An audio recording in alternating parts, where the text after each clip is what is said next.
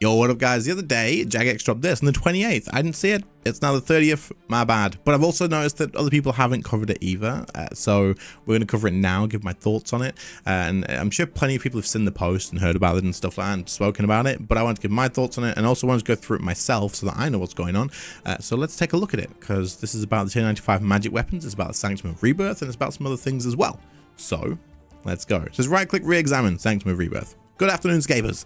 It has been wonderful chatting with you and seeing the discussions about the upcoming Sanctum of Rebirth. As we continue to work on and refine the right-clicking design process, we want to update the community on the changes you've helped us finalize and unveil the upcoming set effect for the T95 dual-wield magic weapon. So this is the set effect, right? They're not talking about the active right now.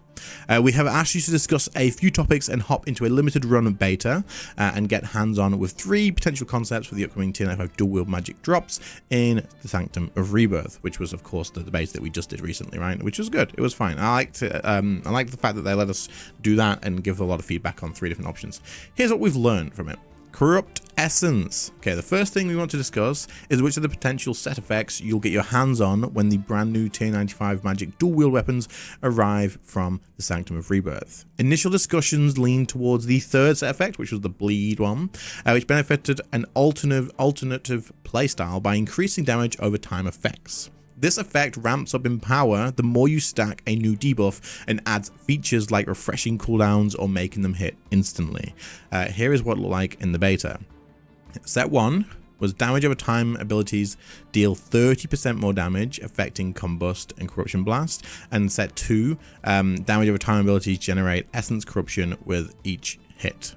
So these are... Hold on. Were these both on the bleed? So like... Set 1 was just like if you had both on or something like that, or I'm maybe misunderstanding this. Set 1, set 2. Okay, but either way, when Essence Corruption stack, your damage over time abilities have 30% chance to empower, dealing the damage instantly and refreshing their cooldown. At 25 Essence Corruption stacks, deal bonus damage against enemies for 100% of stacks plus some same magic level. Cool. So you got like an extra bit of bonus damage from your bleeds, and 50 Essence Corruption stacks, basic abilities got extra adrenaline, which is probably going to be the bigger part of it, right? And then you got to 100 stacks. So I guess there could be more added to this eventually. Was there a reason to go to 100? Because you don't spend the stacks, right? I don't know. During the beta, the initial preference became a strong consensus. So we're going to lock in the Corrupt Essence set effect with some tweaks, which is this one, right? Essence Corruption. Okay. I think, and this is confused. These set 1, set 2s confuse me a little bit because I don't know. During the beta, yeah, okay. So swapping the first and second effects. So swapping this and this, or what? Removing the charging mechanic. Good. You guys will have to explain this one to me because this has gone right over my head. I think. I don't know if I'm just being stupid right now. Very, very possible. I don't know if it reads weird. Swapping the first and second effects, like swapping this one and this one, but swapping them to do what? Like I don't know, bro. So is this one gonna go here and then we're still gonna have these, or what? I don't know, man. Okay, removing the charge mechanic. Good. So now you can still use Staff of Armadil, or if you want to EOF the Staff of Armadil, you can just EOF it and can't dual wield still. It doesn't actually matter. So it gives you the best of both worlds. Adding a special attack which will synergize with the set effect. Of course, we're gonna get a active for sure, but the fact that we'll synergize the set effects, good. I assume it will make bleeds do more damage, or like maybe you'll have half cooldown bleed, who knows, right? Tweaking the balance of the numbers. Of course, they were going to change the balance of the damage. It was weak during the testing, but that's fine. We'll give you a more complete look at weapons closer to launch. Nice. So we're going to have to get a reveal of them before they're launched. See, I personally don't know. I like that they've like shared some stuff and let's test some stuff. But I don't think they should reveal the whole thing, right? Whether they don't like talk about the active or something, maybe. I don't know. What do you guys think about that? We also want to note that we are aware of players' concerns about how damage over time effects currently function, and this is something we have on our radar and plan to address in a future update. So bleeds and stuff for this would still need to be like looked at and changed, probably, unless they're just planning on fixing that, kind of like addressing that like as a bandage fix through the actual weapons themselves.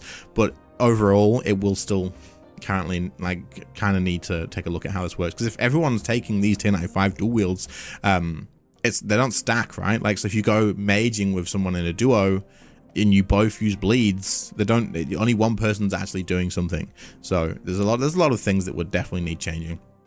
With all that said, there was plenty of love for the other effects, both the excitement of the cooldown refresh and the more consistent cooldown reduction versions. While we won't be using them in this update, we do intend to keep them in mind for future reward spaces. So there you go. Cool.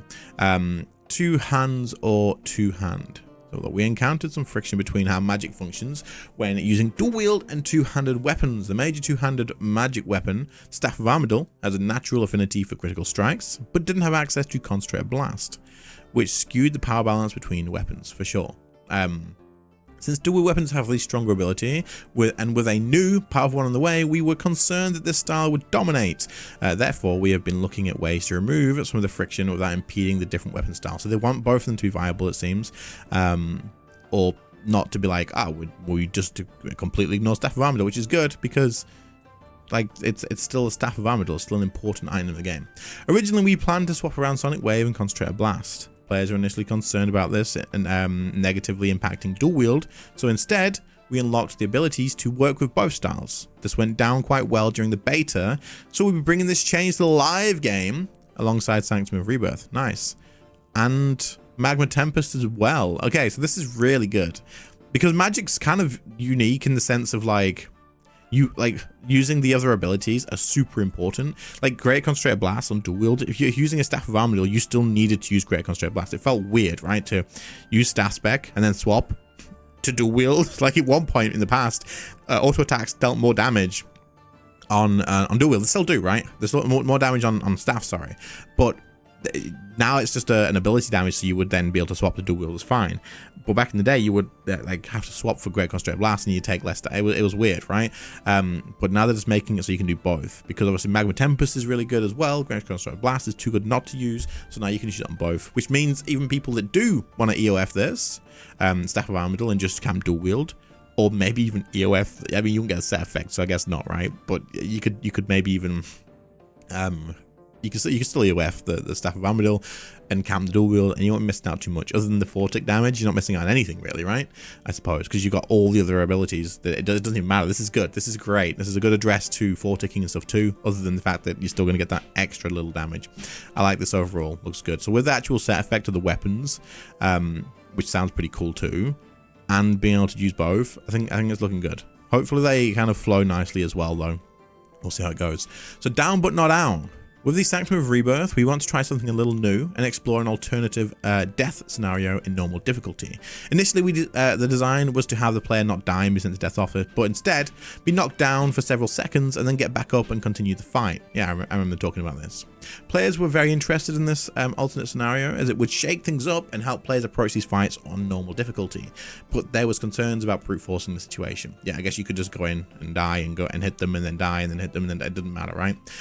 Also, bots, I guess, could probably just like you could just have a bot that was just press buttons or auto retaliate. You just AFK it until it died, right? Maybe. After further work on this system, we discovered that we could kill two birds with one stone, or rather knock them out for a while. To enable this alternate death mechanic, we've made some tweaks to the original idea. Now when your life points hit 0 in normal mode, you'll resurrect and suffer from resurrection sickness, which will drastically reduce your outgoing damage for a period of time while giving you a brief damage immunity to help you get back on your feet. We'll discuss this mechanic in full closer to launch. Cool. Yeah, I think that's fine. Sounds good. I'm very interested in this. Maybe there's a better way to do it. Maybe it's perfect. Who knows? We'll have to test it out. But I like this idea because it mixes up the game. And the game having different things happening, it can only be good. Like they're trying new things, and they might bump into something that everybody's like, holy crap, this is amazing. So yeah, it's good. What happens next? The Sanctum of Rebirth is nearly ready to devour your soul. We want to keep the launch information a little under wraps right at this moment, but keep an eye on our social channels for more information coming soon. So this might not be as far as we think. Like this next month, right? Probably next month. End next month, maybe. Maybe the one after that. We'll have to see. But overall, sounds pretty damn exciting to me. I'm super keen to get my hands on this. Try out magic, bro. Please make magic good again. I just want to use magic everywhere rather than necromancy, if I'm being honest. Let me know what you guys think in the comments. Sorry this was like 2 days late, but it's done. And I'll catch you all in the next one. See you later, guys. Bye.